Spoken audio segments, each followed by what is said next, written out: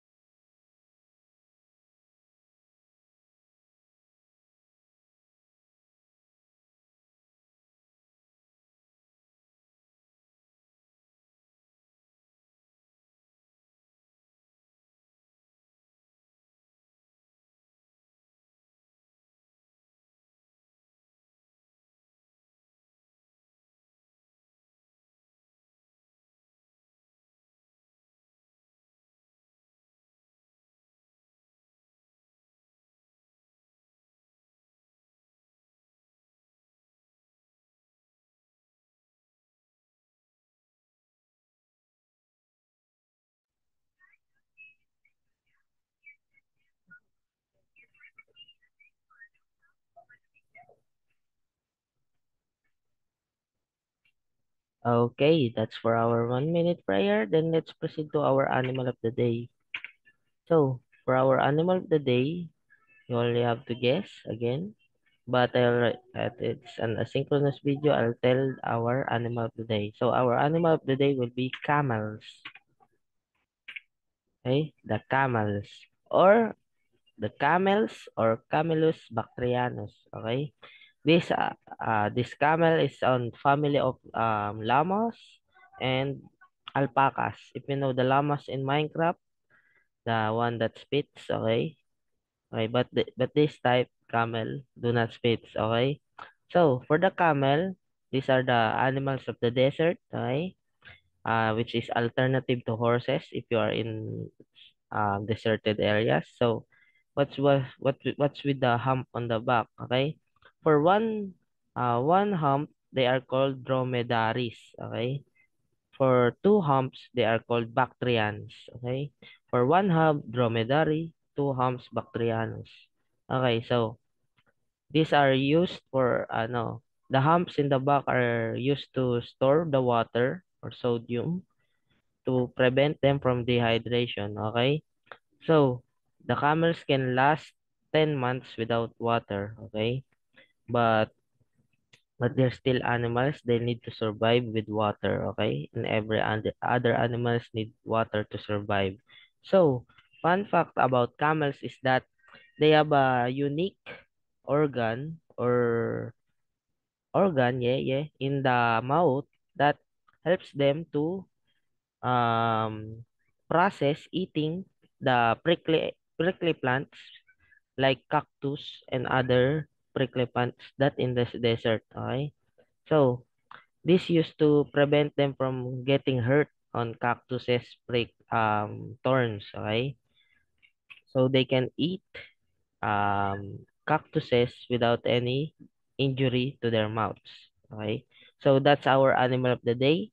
Then let's proceed for our review. Okay, let's go back to our topic. So what was our topic last time? That was, yes, layers of the atmosphere.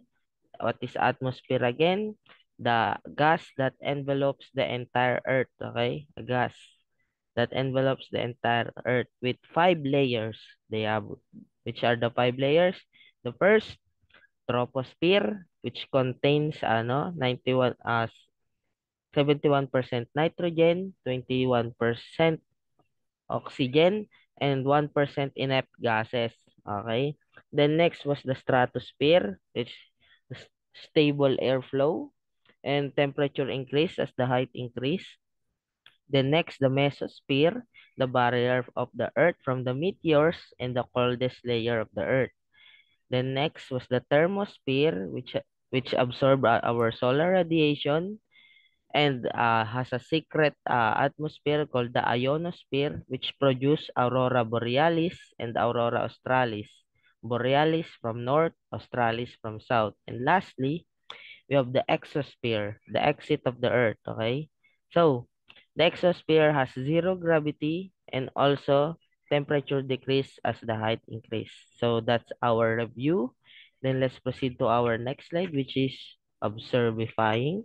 So you gotta observe what's on the picture except this manga panel, okay? Except this panel at the laser pointation. Only this one, okay?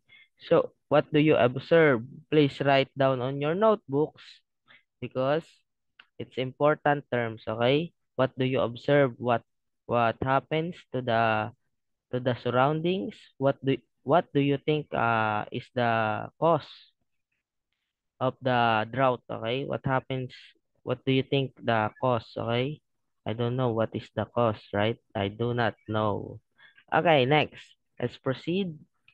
You can pause the video to observe more, but I will proceed because you can't stop me. I am the audio of Sir J.M. Miranda. Okay, next. We have the object called greenhouse. So what is a greenhouse? So a greenhouse, a building that create a controlled temperature and humidity. Sometimes the greenhouse is either made of glass or plastic or trans transparent plastic or glass. So how does a greenhouse work? So we have the sun. Yeah, we have the sun here. Wait, we have the sun here. Yeah. So the sun has sunlight, okay? Goes inside and wait lang, nag-ano. Okay, we have the sunlight. The sunlight bounces outside, but the other one, the sun's heat stays inside, okay? The sun's heat stay inside the greenhouse for perfect temperature and humidity for the plants, okay? This is widely used when winter, summer, and then they remove it on spring, okay? So this building has a same structure and effect in our earth, okay? And this is called as the greenhouse effect, okay? So the greenhouse effect. So let's say we have a greenhouse in our earth. So what does our glass, okay? The glass or the trapper, the heat trapper, okay? We have the gases, our gas. So let's write our names of the gases. We have carbon dioxide. We have the carbon dioxide. We have the methane. Okay, let's move. We have the methane. We have the carbon dioxide. We have ozone. We have ozone. Okay. We have nitrous oxide. Okay. Nitrous oxide. We have nitrous oxide, and then I think that's the main gases or the greenhouse gases. Okay. That traps the sunlight. Let's say greenhouse again, di ba? If you remember greenhouse, in- the sunlight goes out, but the thing that stays in, that traps, is the heat. Okay? The heat goes inside. Only the heat. The sunlight can go out because of, remember the visible light from Sir Roland. Okay? Remember the sunlight. Remember the light. How it reflects. Okay? Okay. Now, let's go to next slide. Okay? Let me clear the annotations. Then let's proceed. Okay. So for the greenhouse gas, okay, it's the gas that traps sun's heat. For the greenhouse effect is the process where greenhouse gases traps the heat, okay? So for greenhouse gas, it's the example I showed you, the nitrous oxide, the carbon dioxide, the ozone, and many more, okay? So for the greenhouse effect is a process where greenhouse trap the heat from the atmosphere, okay? From our atmosphere. So this is the atmosphere, which what's just the meaning of atmosphere again? A gas that envelopes the entire earth, okay? So where can we find this? The greenhouse gases. They were all can be found in our first layer of the atmosphere, which is the troposphere, okay? The troposphere. Then let's proceed. Let's proceed. The main we have the let's go back to our slide. So as the increase of the gases, the source gases, okay, the inert gases that I told you, increase over time, okay? So, what does it called when it's increased over time? And that was called as let's go for color. Yeah, yeah. Enhanced greenhouse effect, okay? It's the phenomenon where there is too much inert gases inside the Earth atmosphere, okay?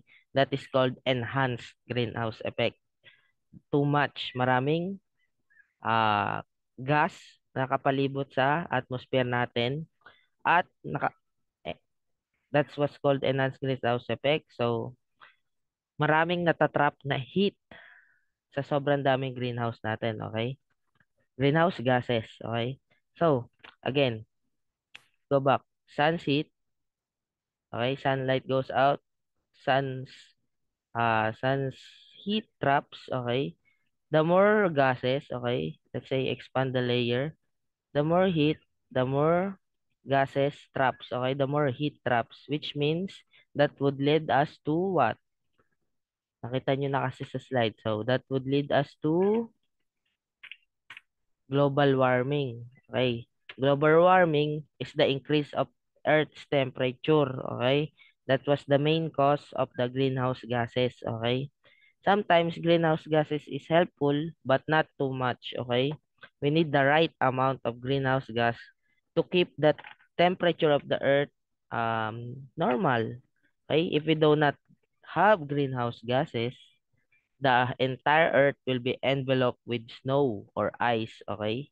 And we do not have any kind of season. We only have winter, okay? So, let's go back to our effect of enhanced greenhouse effect. We have global warming, increase of temperature. So, why does global warming happen? Okay? Bakit daw nangyayari ang global warming? So, there are sources, there are main cause, okay, or sources that cause that cause the global warming, okay? The global warming effect. Then next, we have the sources, okay? We have first the carbon dioxide. We already know what is carbon dioxide. Yung nilalabas natin pag huminga tayo. The one thing that we go from exhaling, from breathing, okay? But there are a lot of carbon dioxide emissions, okay? Emissions. It's called carbon dioxide emission or carbon emissions. So first, you already know the fossil fuels. I already discussed about non-renewable resources. We have fossil fuels, the burning of fossil fuels, which produce a lot of carbon dioxide, okay? Then next, we have the deforestation or losing clearing of forest, okay, which also decrease the oxygen and increase more carbon dioxide. Then lastly, we have the automobiles, which produce also carbon emissions, okay. This also produce carbon emission, and we have a lot of automobiles and vehicles driving every day, okay. Then next, the second source, we have the methane, which came from landfill or waste fill, which which occurs methane produced when waste decomposed. Okay, it's inside. It's also non-renewable gases. Don't remember. Okay, but it keeps increasing by waste decomposition and also biomass burning. Okay, burning of biomass. Okay, you burn the uh plants or animals. Okay, that's how biomass fuel works or biomass burning, and it creates methane. Okay, then next we have the nitrous oxide, which is widely used in agricultural purposes. Okay, the nitrous oxide is used on, you can see the white smoke, they are used from fertilizers, okay, which help plants to grow more better. But it's a double-edged sword. It helps grow plants, but it hits the entire earth, okay? Because it's a inert gas or a greenhouse gas, okay? Then lastly, we have the fluorinated gases, which can be found in products and widely in electronic appliances. Okay, we have the refrigerator, and the air conditioner, okay? This one produce greenhouse gases, okay? The example of fluorinated gas, we have the HCP, hydrofluorocarbon, HFP pala, hydrofluorocarbon, and we have PFP, fluoro, phosphofluorocarbon, okay? Then, I think if you already understand, I'll give you some questions. Write your answers, okay? So, before I give you an activity, I'll give some set of questions first, okay? What do you think is the most producer of greenhouse gases? Sino daw ang greatest producer ng greenhouse gas? Okay. Which let's say ano pa kaya? Which of the following has the which do you think can be found the greenhouse gas, which layer of the atmosphere? Saan natin mahanap ang mga inert gases na yan or greenhouse gases? Saan layer ulit ng ng atmosphere? Okay. If you already answered, okay, please, I'll give you an activity. Okay. I will send an activity sheet for you. You only need to print it, okay? Mag-print na lang kayo. Or kung gusto niyo makatipid pa, you can also draw, okay? You can draw. Then lastly, I'll give you a quiz on forms, Google Forms. I'll send it on our group page. Send natin sa group page, okay? Then, so, for your group activity, I forgot to tell, okay? So for the group activity, you have to role play a newscaster, a victim or rescuer on recent thunderstorms in the Philippines. Okay. So let's go for our deadlines. Okay. So for Seven Eagle, I adjusted. So we're going to this. You're going to role play on Thursday. Then next let's say Flamingo also Thursday. Canary, you go on Wednesday. Okay. No. No. Let's erase that again. Seven Eagle, we go to Wednesday, okay? Let's go on Wednesday because we have Tuesday, okay? Flamingo, we go on Thursday. Canary, Thursday too. Sparrow, Thursday. I think that's it, okay? Se again, Seven Eagle, you go on Wednesday. Seven Flamingo, you go on Thursday, and Canary Thursday too, Sparrow Thursday too. Okay? Then I think that's all for my activity. And again, I am Audio of Sir J.M. Miranda. I hope you have a good day and good luck to your activity and quizzes.